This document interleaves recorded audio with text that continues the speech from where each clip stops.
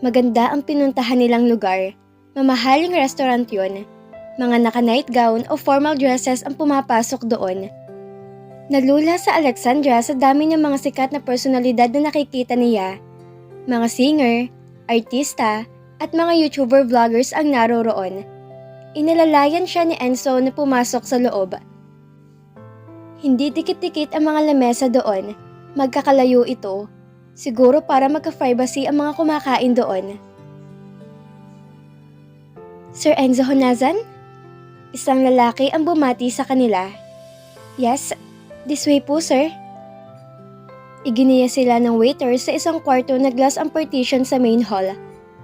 Mas konti ang tao sa lugar na yon. Mga 10 lamesa lamang na talagang malalayo ang pagitan. Nahagip ng mata na Alexandra ang isang babaeng kumakaway. Si Bianca? Anong ginagawa niya dito? Let's go. Binitawan na siya ni Enzo at dumiretso na to kay Bianca. Nakipagbeso pa ito sa babae. Naiwan siya ni Enzo na nakatayo lang. Pinuntahan siya ni Bianca. Hi Alexandra! Nakipagbeso pa ang plastic na to sa kanya? Ano ginagawa mo dito?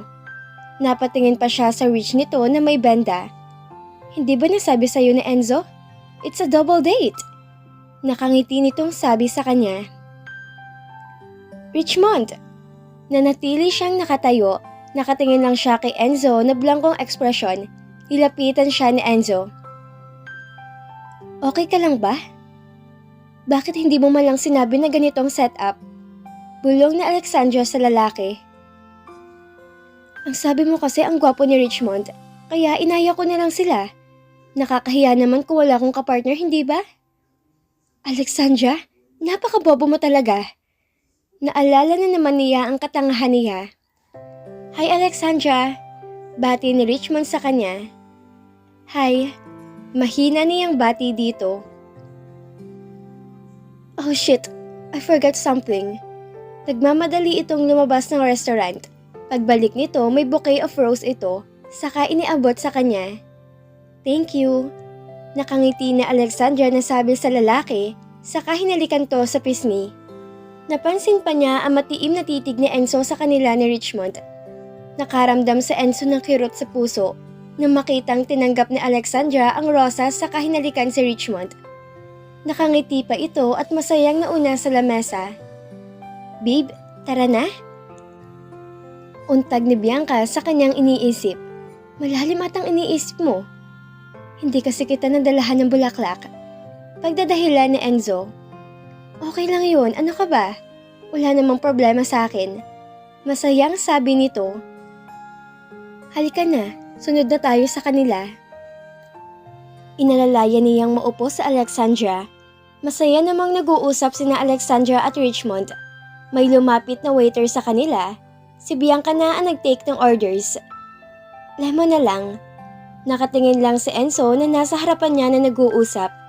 Masaya ang mga yon. Panay ang hampas na Alexandra sa braso ni Richmond. May bulungan pang nagaganap. Siya naman ay matamang nakatingin sa mga ito. Honey, anong drinks ang gusto mo? Malambing na tanong ni Bianca sa kanya. Ayaw ni Enzo na sana itong sagutin, ngunit sadyang makulit ng babae. How about you two lovebirds? Tanong nito sa dalawa.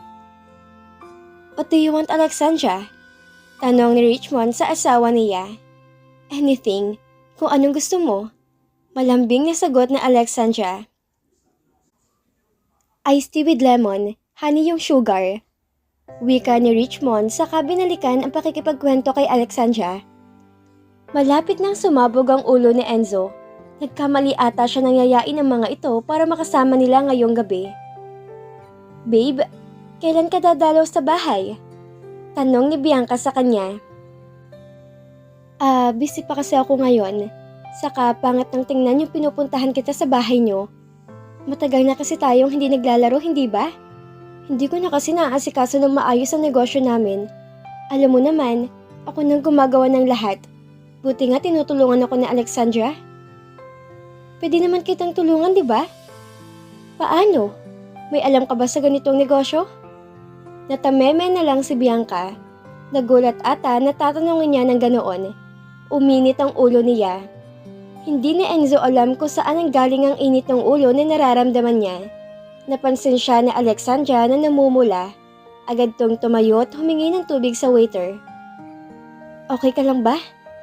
Tanong na Alexandra na nag-aalala. Ano ka ba naman, Bianca? Hindi mo ba nakikitang nangyayari kay Enzo? Waiter, tubig! Agad dumating ang waiter na may dalang malamig na tubig. Kumuha ng panyo sa Alexandra, saka binasa ng tubig na galing sa pitcher. Inilagay nito sa kanyang batok pataas sa ulo ang basang panyo. Nahihilo sa Enzo. Yun ang nararamdaman niya ngayon. Pinalibutan na siya ng 3 kasama niya. Maya-maya pa'y lumapit sa kanila. Isa itong nurse na kumakain lang din doon. May dala itong pang-BP. Mataas po ang BP niyo, sir. Mabuti po siguro uminom muna po kayo ng pure na pineapple juice. Suhestyon nito. Nagmamadaling umalis si Richmond. Pagbalik nito, may dala na itong basong pineapple juice. Dali-daling kinuha ni Alexandra ang baso at inilalayan siyang uminom. Hinawakan naman ni Richmond ang panyo saka patuloy siyang pinupunasan. Okay ka lang ba, Enzo? Tanong nito. Hindi ako okay. Sigaw na kanyang isipan. Tinanguan lang niya ito. Pagkalipas ng 10 minuto, tiningnan ulit ito ng nurse at wala namang ibang nangyari sa kanya. Medyo bumababa na po yung BP ni sir. Kailangan po siguro niyang umuwi't magpahinga. Wika ng nurse. Uuwi na muna kami. Paalam ng asawa niya sa mga kasama. Teka, saan mo siya iuuwi? Tanong ni Bianca. Sa bahay namin. Bakit? Asawa ko siya, hindi ba? Pero paano kami? Tanong ni Bianca. Bianca, uuwi na muna kami. Paalam ni Enzo sa babae. Sa mansyon tayo umuwi, Alexandra. Wala naman tayong pasok bukas. Ihahatid ko na lang kayo. Inalalayan siya ni Richmond. Mabait naman talaga ang taong to. Kung hindi lang nag-iba ang damdamin niya kay Alexandra, ito talaga ang bubuyuin niya. Sumakay siya sa passenger seat. Sa Alexandra ang magdadrive. Pasensya na kayo't nasira ang date nating 4. Baka pagod lang sa Enzo kaya ganito. Sige, aalis na kami. Sumakay na sa Alexandra sa driver's seat. Pasensya ka na ha? Sabi ni Enzo dito. Bakit naman? Hindi na siya nilingon nito. Kasi nasira ang gabi niyo dahil sa akin. Shock! Ano ka ba? Mas mahalaga ang health mo para sa akin. Saka marami pa naman pagkakataon, hindi ba? Sumandal na lang sa Enzo. Medyo nagiging maayos na ang kanyang pakiramdam. Kamusta ng pakiramdam mo ngayon? Medyo okay na ako. Baka kailangan mo ng fresh air? Namimiss ko na rin sina Papa. Hindi sila masyadong napunta sa opisina, no? Ewan ko nga ba? Baka magpapakasal na sila ni Tita Claudia. Si Richmond ba talaga mas gwapo sa akin? Wala sa sariling tanong ni Enzo. Natawa lang ito. Bakit? Wala naman. Para kasing masyadong childish ang datingan ng tanong mo eh. Sa bagay, matanda na nga ako para sa ganito. Pero ikaw? Ha? Anong ako? Mas gwapo ka kay Richmond. Saka itong umiti at sinulyapan siya ng saglit. Pinipigilan ni Enzo ang sarili niyang kiligin. Napatingin niya lang siya sa bintana at itinago ang ngiting sumisilay sa kanyang mga labi. Napansin na Alexandra na nakatulog na ang asawa niya. May konting traffic. Naisipan niya muna mag-drive-thru sa Starbucks ng kape. Baka antukin siya. Malayo-layo pa naman ang mansyon sa lugar kung saan sana sila kakain. Inayos muna ni Alexandra ang peso nito. Tinawagan niyang ina ni Enzo. Mami, pauwi po kami dyan. Kailangan po siguro ng doktor ni Enzo. Kasi po na high blood siya kanina. Opo. Yes po. Baka po may iniinom gamot eh. Mga 30 minutes pa po. Sana malas ang traffic. Baka po abutin kami na matagal kapag ganito. Hindi pa po. Okay po. Thank you po, Mami. Ibinaba na ni Alexandra ang tawag sa biyanan na babae. Mabuti na lang alam ng mga ito kung ano nangyayari sa anak nila. Mabuti at wala silang pasok kinabukasan. Tunog naman ng tunog ang cellphone ni Enzo. Nasa bulsa ito ng coat ng lalaki. Kinuha niya to, si Bianca. Hindi niya ito sinagot. Ibinabalang niya sa pinatay. Baka kung ano naman ang sinabi ng babaeng yun kay Enzo kaya to biglang na high blood. Mabilis ng usad ng mga sasakyan kaya madali nilang narating ang bahay. Bumukas ang malaking gate saka ni Alexandra ipinasok ang sasakyan. Magandang gabi po, senyorita. Bati ni Judith sa kanya. Nasaan sina mommy? Tanong niya. Iha! Bumukas ang malaking pintuan ng bahay at iniluwa ang kanyang mga biyanan. Mommy!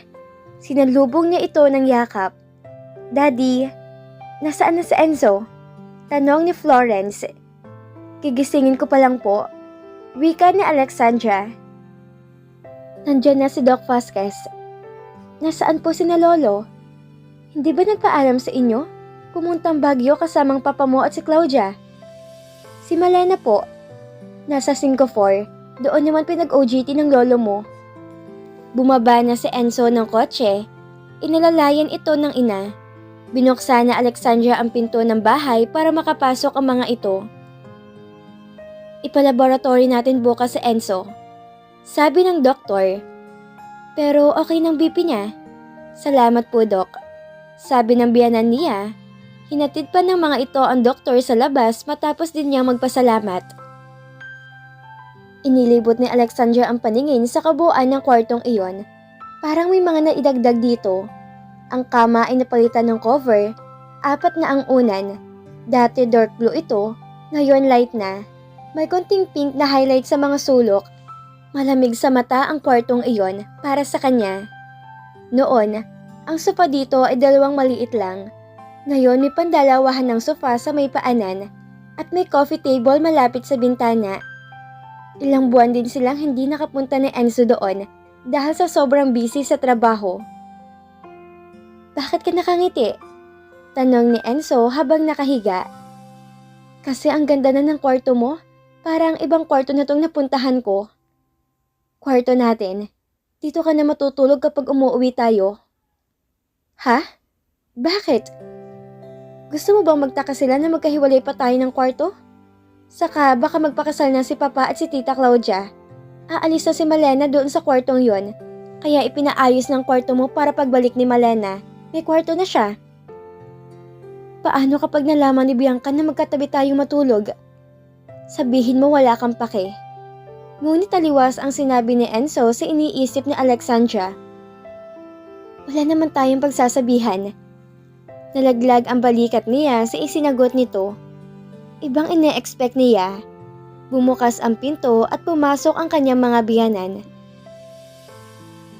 Paaakyatin ko na lang kayo ng pagkain kay Judith. Baka nahihilo ka pa anak. Sabi ni Thelma. Salamat po. Sagot nila ni Enzo. Ayos bang kwarto nyo? Request si Daddy to. Nakangiting wika ni Florence. Mahal na mahal kayo nun. Kaya nga po, naisipan kong isurpresa sana si Lolo. Kaso umalis po pala. Nakangiti na Alexandra na sagot. Ganun ba? Ano? Magpapaakyat ba kami ng pagkain? Ulit-ulit ng biyanan niya. Wag na po pala, Mami. May fruits po ba doon? Itinuro na Alexandra ang mini ref. Oo. Linggo-linggo pinapalitan ng Daddy ang laman niyan. May kutsilyo din dyan. Salamat po, Mami, Daddy. Tugon niya sa mga ito. Bababa na kami. Magpahinga kayo na maayos. Huling bili ni Florence bago sila tuluyang lumabas. Magbibihis lang ako. Paalam ni Alexandra kay Enzo. Binuksan niya ang isang closet doon. Mga punda at kumot ang laman. Ayaw ni Enzo ng walk-in closet kasi daw baka lalo nang hindi niya makitang mga gamit niya. Ang sunod na closet ay mga gamit ni Alexandra. Katabi ito ng vanity mirror na noon lang din niya napansin. Malawak iyon. May malaking salamin sa tabi at makikita ang buong katawan kapag nagsukat ng damit. Kumuha siya ng maluwag na t-shirt at shorts. Kumuha din siya ng underwear pambaba. Hindi naman siya nagbabara kapag matutulog. Bakit yan ang isusuot mo? Magsando ka na lang. Request ni Enzo sa kanya. Sira ulo ka ba? Pinuno mo ng pasang katawan ko, no? Ihirap niya dito. Napakamot naman ang lalaki sa ulo. Sorry, nanggigigil lang. Sagot ni Enzo sa kanya. Pumasok sa Alexandra sa banyo. Dalawa na ang bathrobe at tuwalya. May side na para sa kanya. Binuksan niya ang cabinet, may blower doon at curler. May mga gamit para matuyo ang mag-shine ng buhok. Hinubad niya ang suot na gown. Nangingitim ang mga kiss mark niya. Napailing na lang siya dahil dito.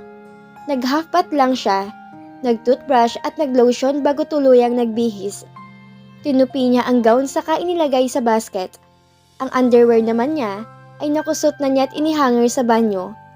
Ayaw niya magpalaban ng panty at bra sa mga katulong. Nahihiya kasi siya. Naabutan siya ni Enzo na hubad pero naka-boxer. Napalunok siya. Kinakabahan. Dahan-dahan siyang lumapit sa kama. Ang tagal mo? Nakangiti ni Enzo na sabi sa kanya. Papasukin na sana kita eh. Mag-toothbrush ka na, baliw? Saka sa Alexandra na higa. Kamusta na sa Enzo? Kinuha ni Alexandra ang phone sa side table. May mga messages galing kay Richmond. Naibigay nga pala niya dito ang numero niya kanina. Nakauwi na kayo? Message ko for update. Nireplyan niya ito. Okay naman siya. Bukas kailangan naming pumunta sa hospital. Good night. Ganun ba? Reply ng lalaki. Magpahinga ka na. Sana sa susunod makapag-date na tayo. Tumawag ng tuluyan si Richmond. Gusto ko lang marinig yung boses mo bago ka matulog. Nasaan ba kayo? Tanong niya. Inaya ko ni Bianca mag-bar. Sige, ingat kayo. Good night, Alexandra. I like you so much. Good night. Salamat. Inoff niya ang call. Hindi na Alexandra mawari kung matutuwa siya o kikiligin. Paglabas na Enzo, nakangiti siya. Hawak niya ang phone niya. Nakapatong sa dibdib. Ano nangyayari sa'yo? Tanong nito. Wala. Ibinaba niya ang phone. Halika na, matulog ka na. Pinuklat na Alexandra ang kumot para makahiga na ito. Nagsuot ito ng t-shirt bago nahiga. Alexandra? Tawag na Enzo sa kanya. Inaayos niya ang kanyang unan ng mga sandaling iyon. I think I like you. Sabi ni Enzo sa kanya. Natigilan sa Alexandra at napatitig sa lalaki. Anong sinasabi niya? Pumasok sa Enzo sa banyo. Gulong-gulo ang isipan niya.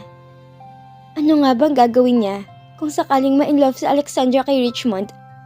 Mapipigilan niya kaya ito? Habang nagtututbrush siya, nakatitig siya sa salamin. Ang gwapo ko naman. Gusto kaya ko na Alexandra? Paano kung wala? Paano kung nakikisama lang siya sa akin? Naghilamo sa Enzo pagkatapos magsipilyo. Tumingin ulit siya sa salamin. Alexandra, gusto kita.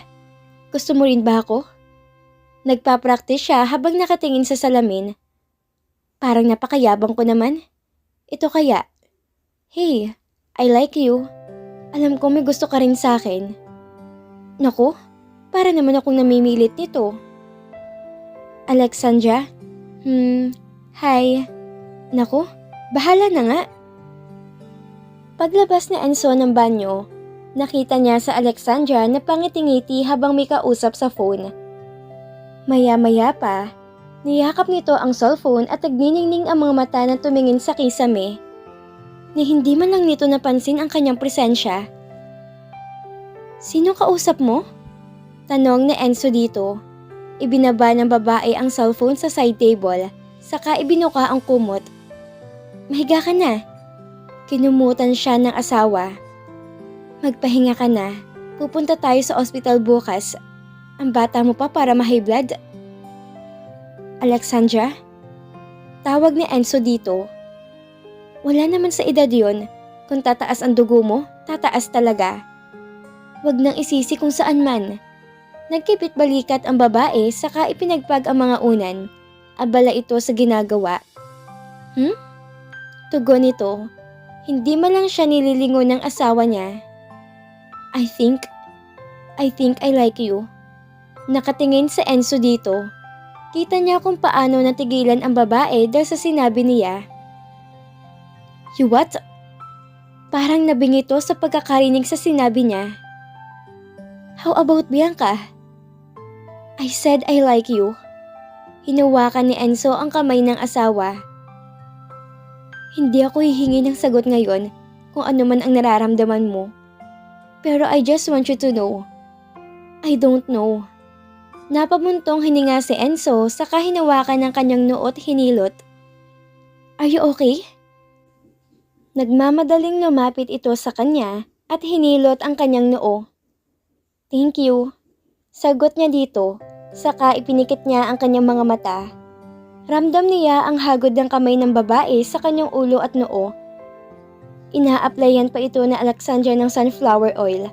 Ang bango ng banayad ng amoy nito. Okay ka na ba? Medyo okay na. Sagot ni Enzo. Bumalik na ito sa pwesto nito. Nahiga patalikod sa kanya. Lumapit siya dito sa kaniyakap ang asawa mula sa likuran. Naramdaman naman ni Enzo ang paghaplos nito sa kanyang mga braso. Nanatili na sila sa ganoong posisyon hanggang makatulog na sila ng tuluyan.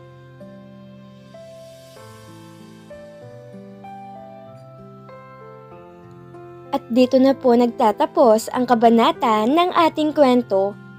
At sana'y muli niyo po akong samahan sa mga susunod pang kabanata. Maraming salamat po. Keep safe everyone!